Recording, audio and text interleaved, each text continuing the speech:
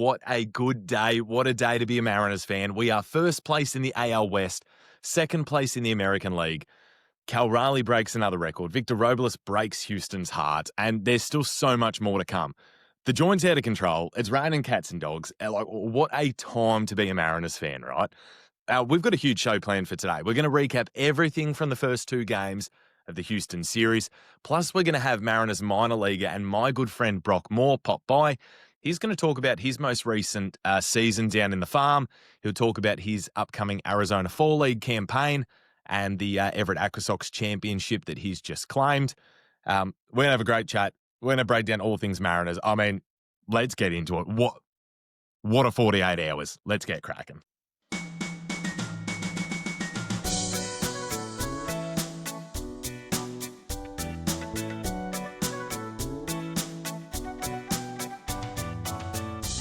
So, like, where do we even start? There's been so much stuff bloody go on. The crux of it is that we're looking down the barrel of our first AL West title since 2001, after not only taking the series against Houston, but we've also taken the tiebreaker as well. Today was hectic. Yesterday's win was hectic. But before we get into it, I want to run you through my thoughts after all the excitement had kind of settled down. So today, for me, kind of felt like a changing of the guard or a line in the sand. No longer a Houston on this pedestal, right? No longer do we just accept that they've won the division and we're going to chase a wild card. This team, as in the Mariners, they've suffered. They've blown opportunities. They've blown chances to play October baseball. But all of those moments were learning experiences that have allowed us to be here. And that's on the players learning and growing. That's on the work and the learning that the coaching staff, both current and former, have done. And it's also on the front office, right, for believing and for investing in this team. And even though I still feel like another reliever was probably due at the deadline, who am I to complain? It signalled to me, today's win, that we're not a participant. We are the bloody real deal. And I know it's hard to be a Mariners fan. You'll get sucked into some sort of, let's call it dialogue, with an Astros, Rangers, or Angels fan on Twitter, and they'll pull that, yeah, but you've never been to the World Series card. And you kind of have to take the high road and sit back and go, yeah, you know what, mate? You kind of got me with that one.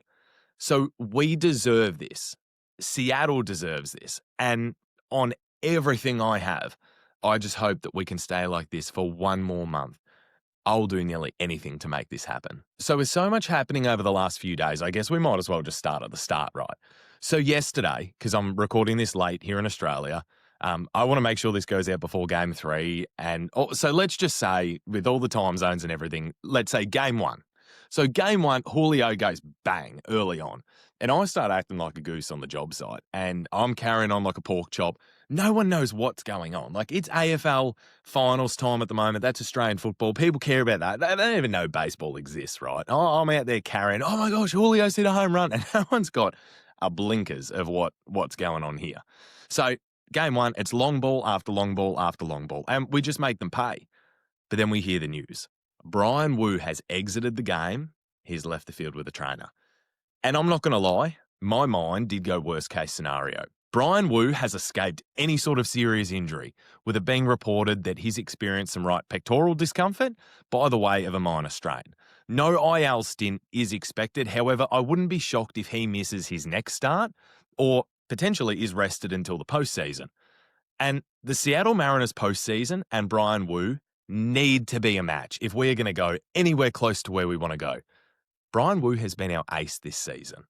He's been the absolute alpha of the pitching staff. The 6 innings or more streak that he's had, the 100th percentile fastball run value, where hitters are averaging just 153 off it, the incredibly low walk rate. And that's just the tip of what he's done. And we're going to need him to do more. So rest up, Brian, because we got work to do in October, mate. But that news, it had me shook, and I was refreshing and I was reloading everything. But thankfully, when the news came out, we seemed to have at least escaped the worst, right? So we go from that, which I'd call panic mode, to before today's game, Game 2, where I'm just on edge, right? If we win today, we take the series. We take the tiebreaker. Like everything in my mind, everything is riding on this, right? And then we get out to that 6-run lead. And I know there's the Cal news about the home run, and we'll get to that. All good things happen. But I want to get to something else first. So the bases are loaded during the game, and Garver's due up, and he certainly played his role today. And I love Mitch Garver. I'm a Mitch Garver fan. Him as a person, wonderful human being. But there's been some circumstances, right, when Mitch has been batting, or anyone, or it could be bullpen management, whatever it is, that Dan doesn't necessarily make the move that he should. And who am I to say that? Like, I've never played the game, but that's just the dialogue that's out there post-game sometimes. So he lifts Garver and he puts in Canzone.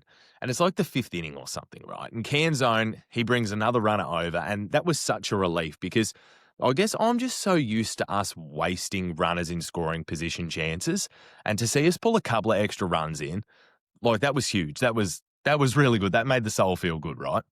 So the biggest of all of those 6 runs that we scored, however, that happened in the 3rd inning. So we've got Cal Raleigh up at the plate, the count 0-2, and he just jumps on this sinker from Valdez, and he sends it 399 feet, not into the stands, but into the bloody history books. Big Dumper is your new Seattle Mariners single-season home run king. That seemingly insurmountable challenge of knocking off the great Ken Griffey Jr. has been done. We've already seen him take the crown of the most home runs by a switch hitter and the most home runs by a primary catcher, and it was kind of only fitting that he took this one too, right? So 57 home runs sets up him for, potentially the MVP, but it was set up by the monstrous total of, what did he have, 38 prior to the All-Star break. That is just an incredible achievement. This whole thing has been an incredible achievement. And I hope that we realise just how special this is and the fact that we may never see this again. Now, Cal has slowed down since the All-Star break, which was to be expected. So it was a 259 average pre-All-Star break to 226 average post, 1.010 OPS to 846, 376 on base to 335, 634 slug to 511. But then you take yourself back from this, right? And you realise that this bloke has featured in 152 baseball games this season. That is the 3rd most on the team, only behind Julio and Randy. And he's catching nearly every day. He's crouching, he's getting beat up. Like, he's earned a little bit of a breather, don't you reckon? And regardless of what happens this season in terms of the Mariners and what history we can potentially make, I'm going to remember this year as the year of seeing Cal hit bombs in person and seeing him hit bombs in that, how would I even put it? Just that season where he just broke records. So I've seen him a couple of times this year on a couple of trips over to Seattle. I saw some in losses, like my first trip this year, which was a disaster. And then I saw him on my second trip hit a 2-run moonshot up into the stands, which ended up being the winning runs against Tampa. And that second moment where he hit that big home run that ended up being the winning runs, like that is possibly the second best moment that I've ever had in my life. The first, by far, was my daughter's birth.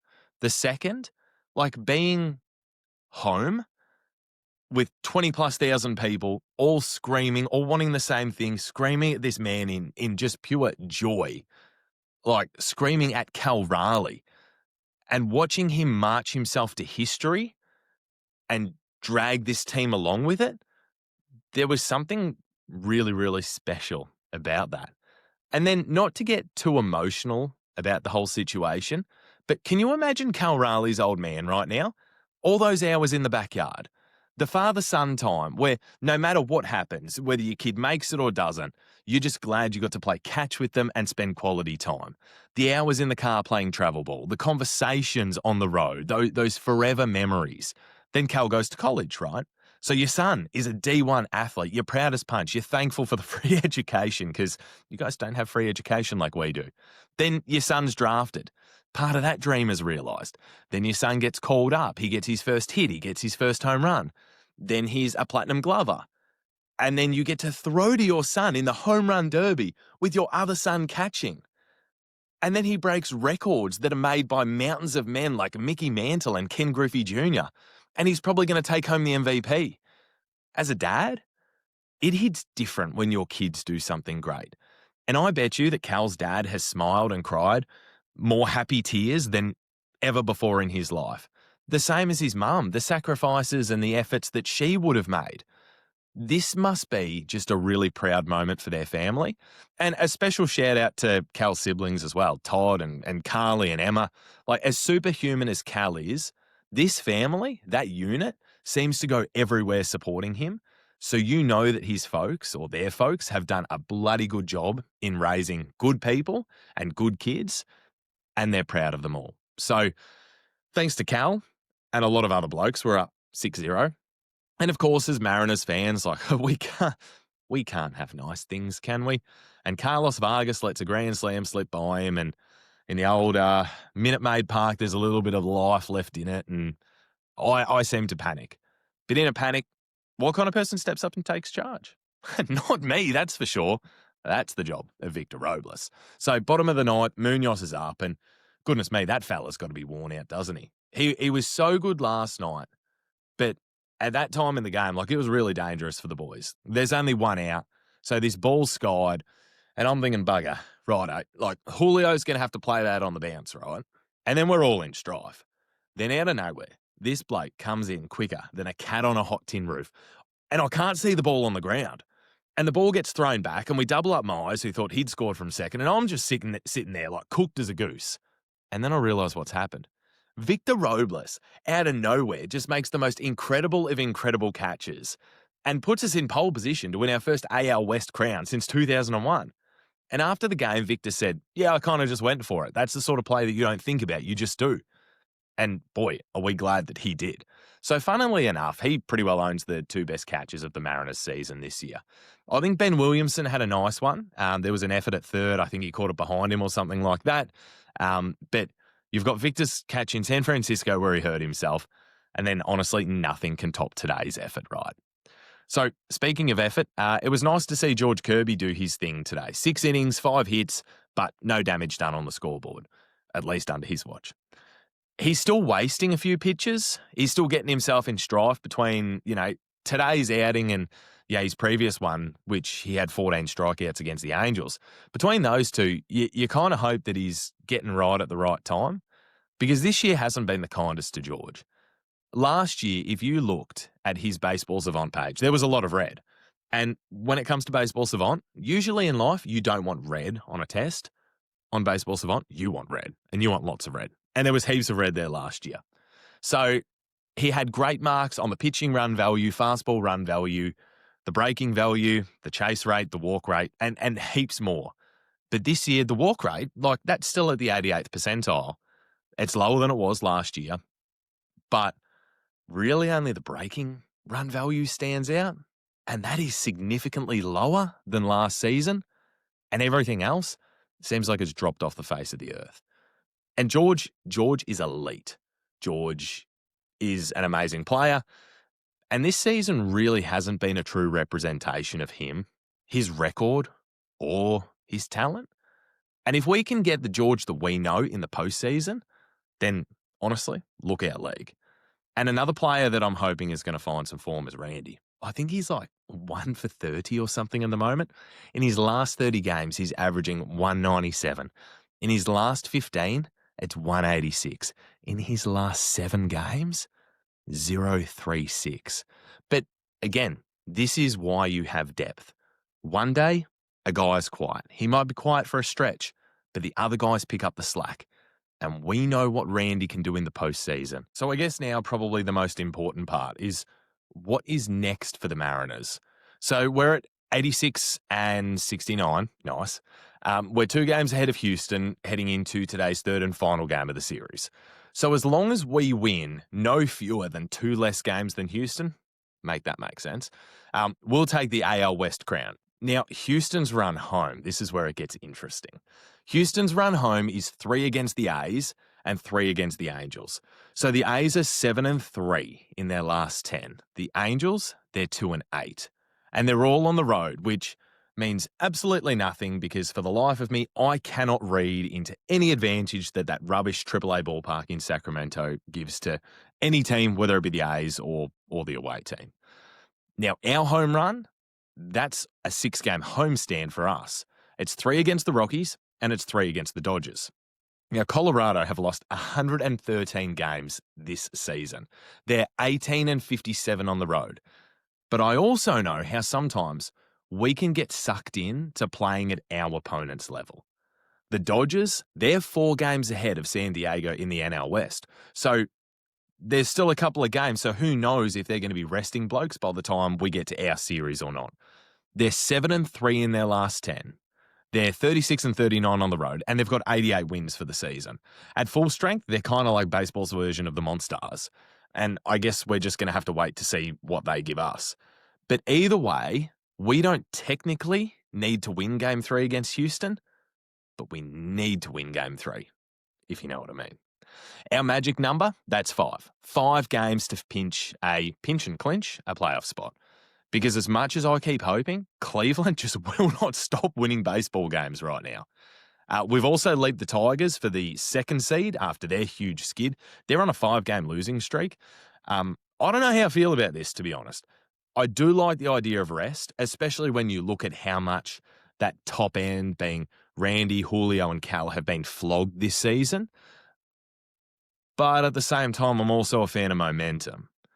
And I've spoken to a few people, and we all seem to be on that momentum kind of bandwagon. But there's so much going on. There's so much still up in the air. There's so much excitement. And, hey, I'm all here for it. Now, we usually do our 3 positive points for the week, and then we usually have our minor league recap as well. They're going to take a breather this week. Our rundown today has been quite lengthy, and I've had a really good chat with Brock Moore as well. And I don't want these episodes to just become an absolute marathon for everybody to get through. But we will be having some kind of award show where I give out awards and recognition to our minor league players, which of course they will not care about. But it's all about content, baby. It's all about content. That'll happen soon. But I do want to give an update on our giveaway. So a signed Julio Rodriguez jersey and a signed Cal Raleigh rookie card are up for grabs. You need to subscribe to our YouTube and our TikTok and X page. And once all 3 have hit 250 followers, we're going to give this stuff away. So the TikTok and the X, they're a little behind, so make sure you get on that.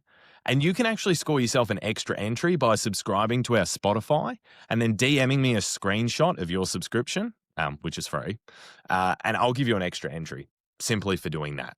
And yes, the Julio jersey does come with a COA. And yes, this competition is available and open to everyone living absolutely anywhere in the world. So make sure you get on it. But look, that's enough from me this week. It's time to get to our interview with Mariners 2024 draft pick and recent High A champion, Brock Moore.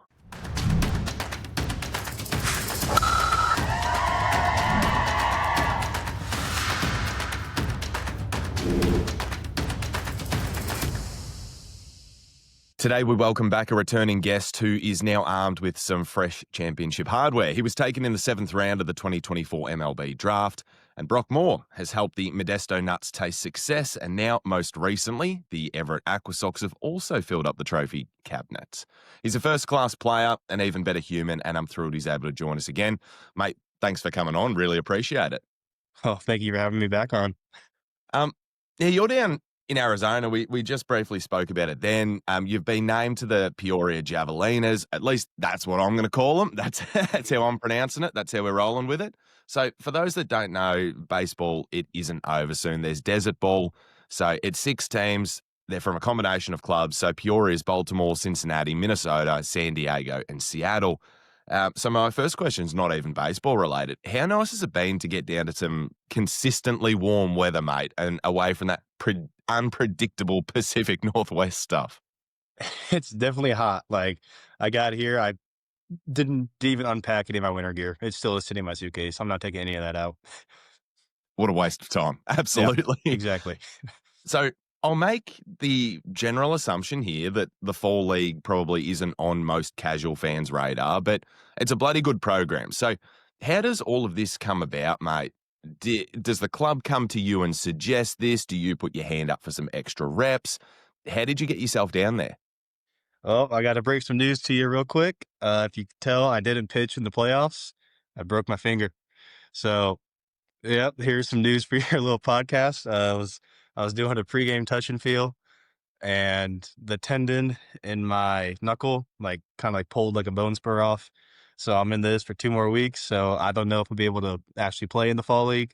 So, but I'm down here just in case. See, as you can tell, I had 3 injuries this year.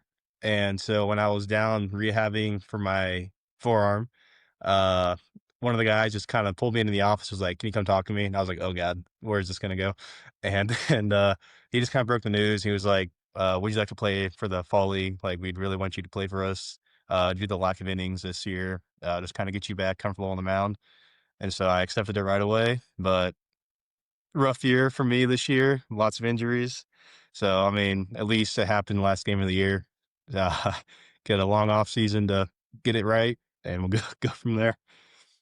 You and I need to stop being friends because I feel like every time I reach out to you, whether it was, "Hey, I'm coming to Everett," or, "Hey, mate, how are things Mhm. going?"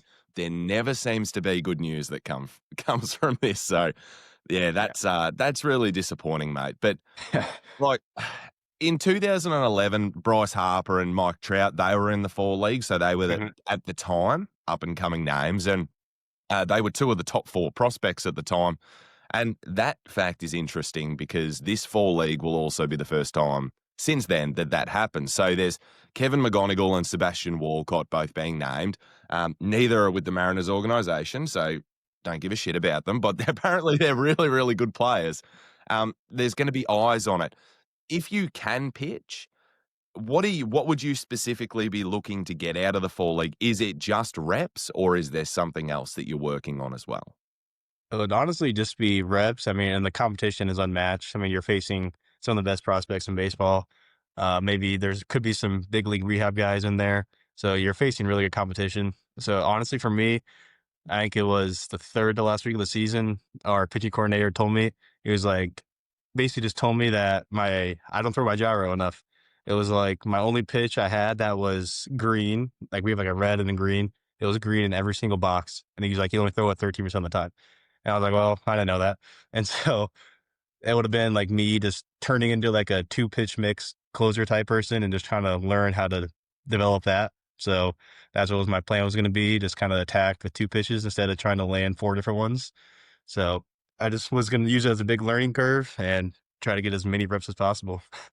So there's a few other Seattle boys with you, and a couple of them have been on our show too. There's Tyler Cleveland and Stefan Wraith. Then there's Christian Little, there's Marcelo Perez, Brock Rodden, and Johnny Farmello. Are they all with you now? Have you all gone sort of at the same time down to Arizona? And are you guys keeping your own little group, chilling with one another, or have you gone over to the dark side and become mates with some of the blokes from the other teams? So most of the guys aren't here yet because report date is September 29th, I believe. So a lot of the guys aren't even here yet. Like, I was texting Tyler and Wraith. Uh, Tyler is, I mean, he's already home in Arkansas because he was in Little Rock and he's from that area. And then Stefan was driving back to Washington when I was texting him. So I think they're going home to spend time with some family for a little bit before they come out here again. Christian, he's here right now. He's at the complex, so I saw him. Marcelo's here as well. But yeah, the other 2 guys, I think they're just going to spend some time with family real quick, and then they're going to come on down. So I want to touch on Cleve a little bit and bring it back to you. So bloke was bloody unbelievable down in Everett, like just unhittable. And then he goes to Arkansas, and it just seems like his comfort level pitching goes to a complete new level. And obviously, that's where he's from. Family and friends are around, familiar situation.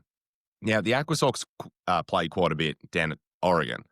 When you walk in and you're on that mound, I mean, you pitch there at college, you know the facility, you know everything about the joint.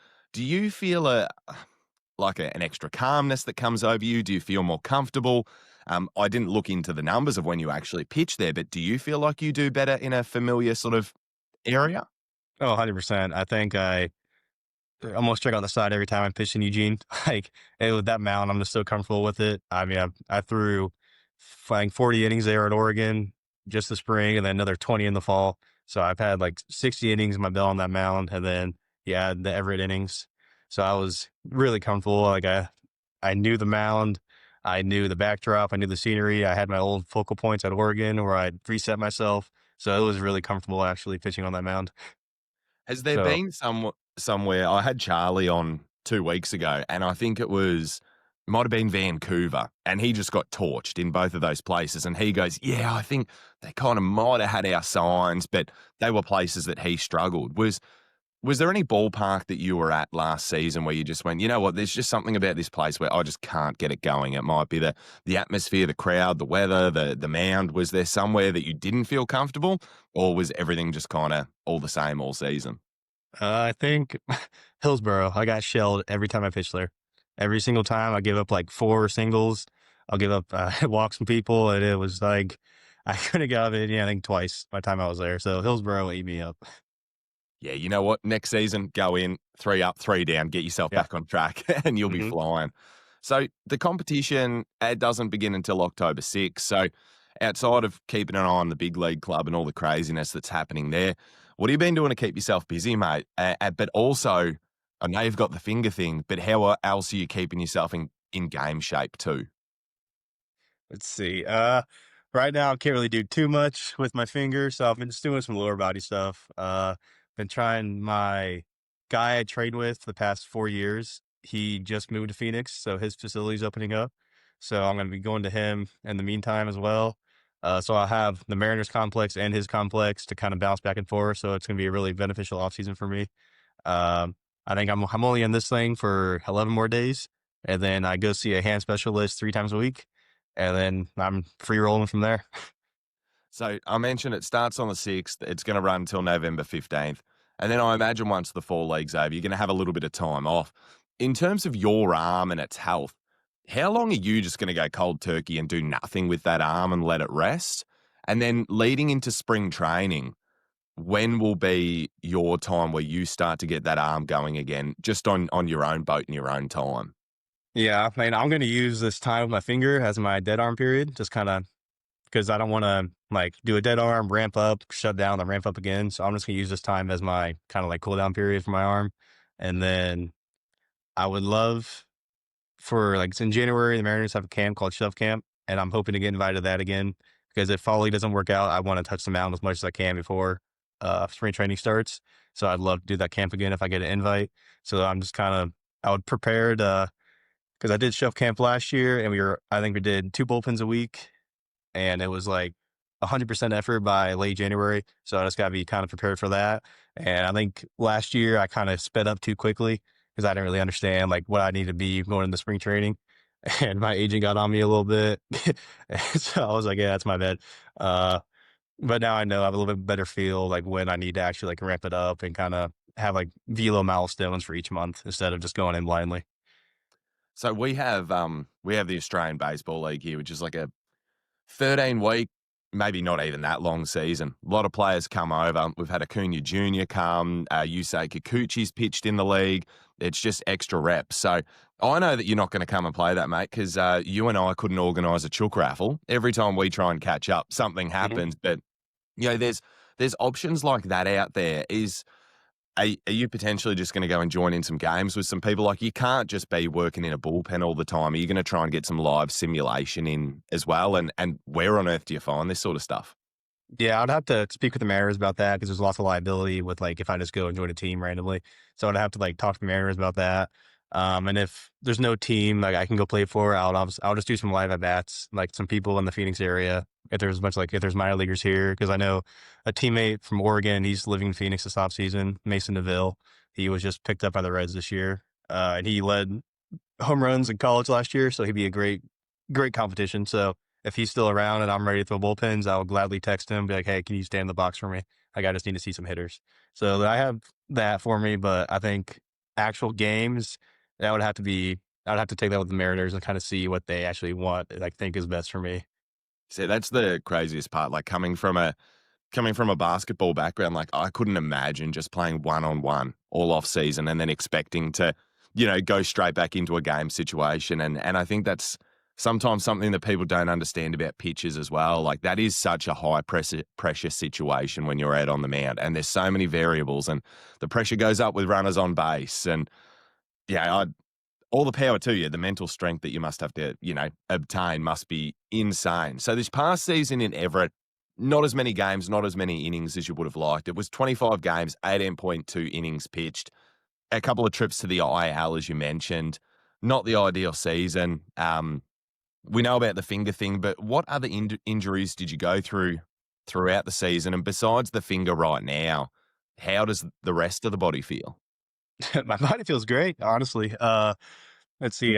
First game of the year, my shoulder had a subluxation, so basically just kind of slowly popped into socket, in and out of socket, and that only put me on the IL for like 7 days. So that one wasn't too bad.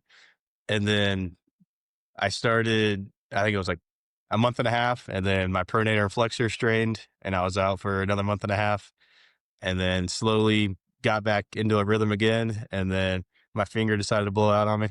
So I think the hardest thing this year was I could never really get in a rhythm. Like I feel like I was like right before the pronator, I think I had like 6 good outings in a row, and I was starting to figure it out again, and then just all fell apart. So I think the hardest thing was just battling myself mentally and just know that injuries are going to happen. And as long as I play this game, because I went basically my entire life without being sidelined more than 2 weeks. So I think I was just like a ticking time bomb, everything to break down on me. And it finally did, but my arm feels great now. I didn't even know like I fractured it. Like I didn't think it was that big of a deal. I like threw the pitch and then I just kind of went to my trainer. I was like, my fingers kind of felt like it like popped out of socket. Like I think it's okay. And so we went and got x-rays and MRIs and turns out I still fractured it. I was like, well, how does that even happen? And I think it's because I'm allergic to dairy, so I can't drink milk. So maybe that's why. No calcium in my body, but yeah. You know what? The good news is I've got a solution for you. The Mhm. Etsy witch. I Oh don't my. know how much you keep up with everything that Hmm. goes on, but you get yourself an Etsy witch, mate, and you grow yourself a mustache, and apparently things just start to work out. So, Yeah. um, you touched on it a bit earlier. Last time we spoke, we really went in depth about that gyro. You'd been working on it. You said at the time it had turned into your go-to off-speed pitch. You said you underutilized that a little bit, but when you did utilize it, did you feel confident and comfortable in that pitch? Had it turned out? Because I think when we spoke last, you said it had taken like maybe 5 months to make that pitch. Is it something that you feel like you're just good to go with now, and it's just simply reps?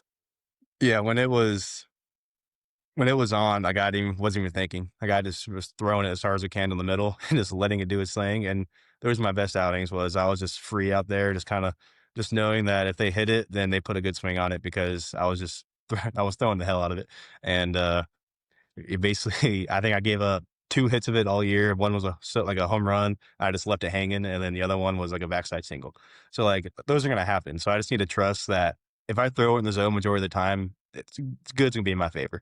So that I just had to keep telling myself that the more I throw strikes, hitting is so hard that hitters gonna get themselves out.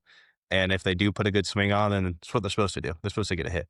So it's kind of like the mental game of if you get hit, just know it's not the end of the world, that you were competing at least and you're not walking the house. So I would rather go in there and give up 4 singles than walk 4 guys. So there were a lot of learning experiences in Everett, even though it Mhm. was short little stints. But there are also a lot of positives too. Like in June, really looked like you were onto something. You threw for a 0 ERA for the month. And then again in August, you only gave up 1 hit in the final 5 outings for the month. If I can ask you to have a moment of self reflection, even in that short time that you spent, what were some of the biggest learning experiences for you as a player this year? What worked really well? And what do you need to work on to, continue to climb up the ranks and have a great year next year? Yeah, I need to think less. It sounds a little cliche, but I talked with our mental skills coach, Kellen Lee, and I was basically telling him I was spraying my fastball. Like for a lefty, I was missing outside. For a righty, I was missing outside. And I was just like, and he goes, okay, well, at Oregon, what did you do? How did you attack hitters? And I was like, well, I'd usually start off with fastballs inside or up and in it. And he goes, well, what's changed? And I guess I was a little timid to throw inside for some reason. And he looked at me and goes, how many times have you hit someone with a fastball this year? I was like, I think once out of like 430 pitches. And he goes, so why are you scared? So he basically just had a big talk with me, just kind of like clearing my mind a little bit about I'm at this level because I can actually command it when I want to. and not being timid on the mound. I think I was too hesitant of like knowing that if I'm on, I can definitely run it up there in velo. And you never want to hit someone with high velo like up in the body because that you feel bad when you do that. So I think I was just getting in my head a little bit, being like almost too nice on the mound in a way. So I need to kind of like change my mindset and just be a little bit more of an asshole, I'd say, and kind of just let loose a little bit and not care as much. I don't know what sayings you guys have got over there. We call it white line fever. As soon as you Mhm. cross that white line, like you're just mad as a cut snake. And then as soon as you come off it, grab a beer, world's nicest guy. And there's nothing wrong with that, mate. Like nothing wrong at all.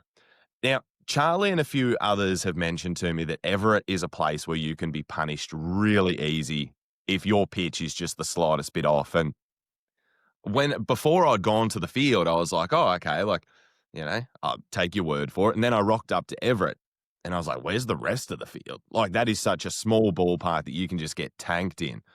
But Mhm. you seem to do really well down there. Opponent averages an ERA significantly better for you at home than on the road. Um, do I dare say that you actually enjoyed pitching in that little ballpark and you found some success there? I don't know. Like I was very inconsistent the whole year, honestly. I think I just happened to string a couple good outings at Everett. I did give up a Everett home run to center field. But those are gonna happen. You play at that field, and I think I was just a little bit more free at that field, knowing that like if a guy hits a home run in that part of the ballpark, it's probably not a home run. At worst, it's a double on the gap. So I think I was a little bit more free in the mind pitching there for some reason. I don't know. I had to I'm definitely going to talk with Kellen a lot more about the mental game because I definitely had a rough year with the mental game. So going to keep him in my close contacts for the rest of the year. I do want to ask you about another outside kind of thing, and that's day and night games. Do you have a preference? And did you notice any differences in your outings now? Because, mate, I'm now 100% fully qualified to speak on Everett baseball. Hmm. It gets bloody cold there at night by the time the bullpen has to come in, and it just looks like it would be much easier and much nicer to pitch in a day game. Do you have a preference between day and night? I'd say like the best time for an Everett game would be like 4 o'clock. That would be like the Yeah. best time. So we rarely had those. I would say the only thing I hate about night games is I'm drinking caffeine until like 10 o'clock at night, and then going to bed is not fun. So that's the only downside of a night game is the cold, and then I'm up till 2 a.m. because I decided to drink caffeine until 10 p.m. So that's like the only downside for that. And then day games, you get the warm weather. So usually you throw a little bit harder and you feel better. That's like the benefit for that. But sometimes in Everett, the sun would set right behind home plate. So you're kind of squinting, trying to get the signs. So that wasn't too fun either. But I wouldn't say I have a preference. I would just say the only thing that kills me is the caffeine. I'll tell you what else kills you. Don't do the $3 beer and $3 hot dog nights. The $3 beers were fine. $3 hot dogs, if I bite into the hot dog and it's four different colors, I'm just gonna learn from my experience, mate. You're gonna be up all night and it ain't gonna be from caffeine. So steer clear of the discount nights at Everett and just don't be a tight ass and pay full price for your concessions. Hmm. You'll be so much better off. But the community of Everett, the front office, the people, like they were all great. It was a really cool vibe when I went there. It was really community minded. Everyone was just so nice and polite. And you've been able to take part in some way, shape, or form of delivering them a championship, which they haven't had in a hot minute. How much have you had to do with the community since that moment? And what did this seem to mean to them? Because everyone that I spoke to, like, I didn't find too many Seattle fans at the Everett games. Everyone was in Aqua Sox. This must have meant just so much to that little community. Yeah, they do love the Aqua Sox there. There's people passing out flyers during the championship series that they don't want to build a new stadium. They just want to upgrade Funko. And so there's a huge population that loves Funko Field and they want to stay there. So the community loves that place. I mean, there was a lot of games where we had a lot of fans, and when they're there, you can hear them. They get loud.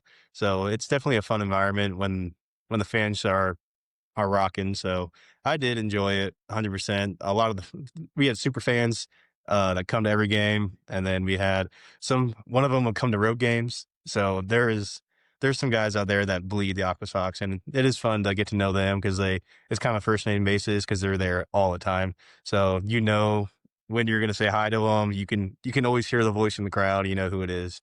So that's the fun part about that place. Yeah, just awesome people. Like, couldn't do enough for us. And I don't know, just coming in. So, someone told me that football ground behind is used for high school sports. And that's like a pro arena in Australia. Like, it just blew my mind, the whole place. Everyone's going, oh, it's a small ballpark. And I'm like, this is bigger than anything we've got. Beautiful place. And yeah, hopefully they can work something out for it. Speaking of good people, oh, we have so many good people in this organisation, and you've been able to meet your fair share of them. You've had time in Modesto, Everett. You've been with the rehab guys. You've had your experience at spring training last year. Who are some of the fellas that you've bonded with and created really good friendships with? I would say, gosh, I can name like 30 people. Honestly, I would say before you got traded, Hunter Crandon was my closest friend here. And then Everett, man, I talked to Ben Hernandez, Ryan Hawks, Stefan, Cleve, Charlie, Jordan Jackson. I can like basically the entire roster I was great friends with. I grew closer with Taipei. Like I started to get really close with him, and it was just like guys I didn't really talk to at all in Modesto because I was only there for 3 weeks. I ended up actually getting to know this entire year, so it was awesome. It was a great time. And then the rehab staff I never met until I went to rehab, so that was really nice getting to know all those people. The doctors there, they all want the best for us and trying to get us back on the field as fast as possible. And then like the rehab group is kind of fun because like when you hit a milestone, everybody gets excited for you. So it's just like a huge party every time. Like when guys come back throwing from Tommy John, or like a shoulder surgery, like everybody's recording it, their first throwback. So it's kind of a fun time. So, true or false, and this is putting you on the spot, but true or false, Ryan Hawk's most underrated starting pitcher in minor league baseball? Oh yeah, 100%. That dude is a workhorse. Yeah. That dude, you give him the ball, he'll go out there and compete for 6 innings, no matter what. Yeah. Just crazy. Like, so underrated. It's nearly criminal. There's so many people that are just, and this, I guess, we're all victim of having a farm system that our top 10 is probably the best.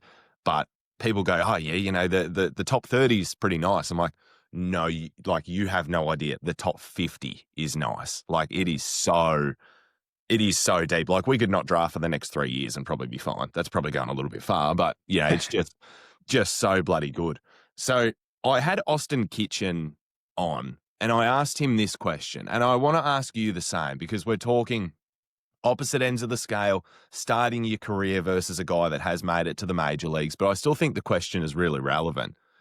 What are some things or some challenges that being a pro athlete throws your way that the average fan who sits back and criticizes and has no idea in the world, what are some things that you struggle with or throw you curveballs that we might not realize or appreciate? And I would say missing out on a lot of like family events or like hometown friends because I can't for like 6 months of the year. I can't leave my affiliate. So like I was in a bachelor party. I was in I was a groomsman for a wedding. Couldn't go to it. So there's kind of like the small things that like I miss out on a lot of guys I grew up with that I can't even go to their weddings, which is it's tough. But those are that's probably the hardest thing is sometimes you kind of feel alone because you just go to the field and you come back to your apartment and you go to bed, and that's kind of like the end of it. And then you want to connect with your family, but there's only so many hours of the day because my family's 3 hours ahead. So if I call them after the game, it's 2 a.m. their time, and obviously I don't want to wake them up for work. So that's probably the hardest part is you miss out on a lot of family events and like hometown friends reaching amazing life achievements that you can't see. But at the same time, you're a pro baseball player. Like, yeah, there's that give and that take and that sacrifice. And has it still sunk in yet? Like, this is what you do for a job. Like, you're living everyone's dream. Do you sometimes wake up and you're just like, holy shit, I'm a pro baseball player. Does that realization still happen to you sometimes? It comes in every once in a while. Like if I'm out somewhere in public and someone asks me what I do for my job, or like if someone new, I'll kind of just like slowly give hints. I won't say it right away because it's like people kind of look at you a little bit differently if you tell them straight up. And so I kind of like try to ease my way into it, and then I'll eventually crack. But there's definitely some realizations where I could just walk out to the field and like fans are like just like trying to talk to me and the constant autographs and all this stuff. And I think that's like the biggest thing is that's never going to go away. And that's a really, really cool experience. So I do want to ask you on autographs. So I've gone from a place in my life where I love collecting them. It was something that was cool. And then I don't know, I just opened my eyes, and maybe it's because I now I get to talk to players and to know you guys as humans. And the last time I was in Seattle, I swore I'd never ask for another autograph again. Like, there's certain people in spring training like yourself, Grant, Nip, Charlie, who, because I really do count you guys as friends. Like, I love when I'm able to shoot a message off and find out what you guys are doing. Like, selfishly, I want to sign baseball to sit up in my little collection because, like, you are guys that I'm rooting for. But I got secondhand embarrassment from grown men throwing small children aside to get an autograph, and I swore off it. So what's some etiquette for people when asking for autographs? I've had different guys on that are like, "Hey, 2 cards maximum," or "I'm just not gonna sign for adults." For people that are listening out there that want autographs, hey, nothing against you, but what, as a player, what's some etiquette that you would like to see from people? I would say there's a time and a place for it. Like if we just lost or someone just had a bad game, you don't go berate them for autographs because one, they're not going to sign and they're probably just going to get mad. Um, and then he's probably going to come off a way that you don't want him to come off as, and it's just going to be like if you see me like signing already and you just like can stick it out there, and if I see it, I see it, I'll sign it. But like there's times where like they're just like legit throw stuff at you. And it's like if you just like say please or like in a nice way, I would say I would do it. Some tricks fans have done have been like, I'm an Oregon fan. Can you sign this? And they're like, I'll be like, yeah, I'll sign that because, I love Oregon. But other than that, I would say I don't have a card, so I don't get too berated with that. So Yeah. I get kind of lucky, but there's definitely a time and a place for it. Like pregame, uh, I would say kids definitely get priority. Um, like if there's always and then it's always the kid that's not constantly talking. If it's a little quiet person that looks a little shy, they're probably gonna get first bet. So if you're just constantly screaming our name, we're probably not going to sign for you. But if you're very polite about it, there's more of a chance that you're going to get some autographs. Kids and Australians, priority. All right, excellent. Yeah. Glad we got glad we got that one sorted. So, these final 2 questions, because I mentioned in the earlier part of this podcast, like you're the OG guest, and I never expect players to listen to the podcast because I wouldn't want to hear about myself all the time.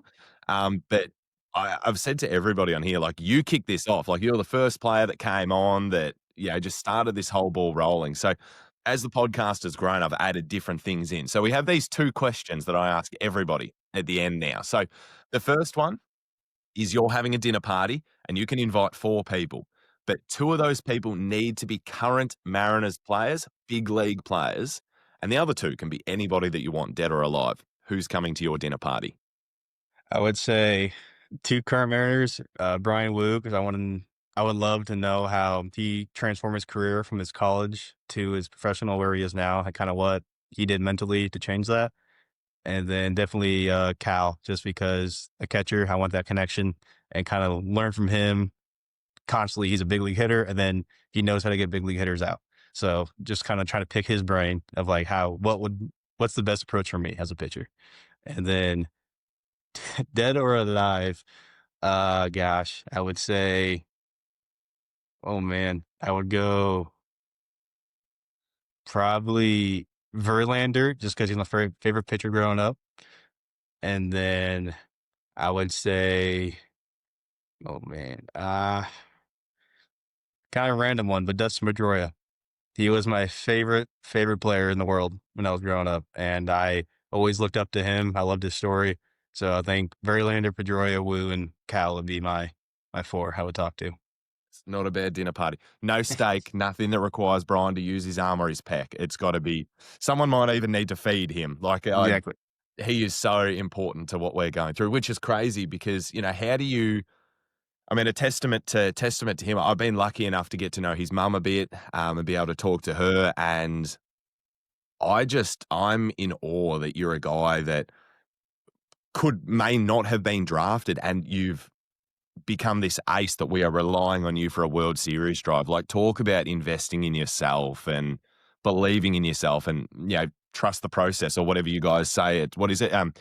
Dominate the zone, control the zone. Like that's talk about buying in and giving your best shot. So our final question, who should we have on the podcast as a guest? Keeping in mind, whoever you mention, you've got to help us get the interview even more now because that bloody Instagram got taken down and I'm up shit creek without a paddle. So who's your recommendation? Have you had Christian Little yet? I haven't had Christian Little. Some friends of mine that I've got to know through this whole thing, they had Christian Little on last week. So I've still got to fully listen to that interview. Yeah. Let's see. Christian would be a good one. Lucas Kelly, he's a new draft guy. He was played with ever with us. So he was a really good guy. I love Lucas Kelly. Yeah. He was insane. Yeah. Let's see. Casey Hines was also with us. Really good guy. Trying to think. Have you had Matthew Ellis? No. That dude's a character. It'd be a great, his country accent plus your accent would be a great combo. So I would love that. We had, have you met Bill Knight? I have not, no. He's like deep Southern Georgia accent, me talking absolute dribble. I don't think anyone understood a bloody thing for the entire podcast. That was pretty wild. So I'm definitely gonna hit you up after this, see if we can maybe trade some Tim Tams for some for some hookups. But the one final question, because I lied, but what's been something that you've been able to share with your family or friends through this journey that's been really exciting for you? Was it your first strikeout, your first save, what's been something that I guess, because I've been reflecting on Cal's dad over the last sort of 12 hours on how amazing that must be to see your son achieve this. What's something that you've been able to share with your family that's going to be a core memory for life? My first strikeout ball in Modesto, my dad already put in a case and it's in his office. So that's probably the biggest one. My mom, she bought the cancer awareness jersey from Everett. So that was really cool. And so probably those two things are the biggest right now because my mom's been battling breast cancer for a couple of years. So I think that was really cool for her to have my jersey signed with a cancer symbol on it. So I think that meant a lot to her. And then obviously first strikeout ball, that probably means a lot to my dad as well. So those are probably the two biggest right now. It's a whole family affair, mate. There's so much that goes into making you who you are. And I want to thank you for coming on. You've helped us out in a pinch. You helped us out at the start. You've helped us out again now. And, we're going to keep having you on. And I can't wait to keep, touch up in spring training and catch up there. But, mate, just thank you for being you. Like, you're just an outstanding human being. And I'm really lucky that we've got this friendship. So I want to thank you for coming on today. Thank you for being who you are. And, maybe we'll stop talking because I can't afford for you to get injured again, mate. So that'll be my goal. My goal will be if you come out for spring training, I'll be healthy for that. That's my goal. All right. I'm going to hold you accountable to that, mate. Right. But yeah, thanks again so much. Really appreciate it. Well, thank you.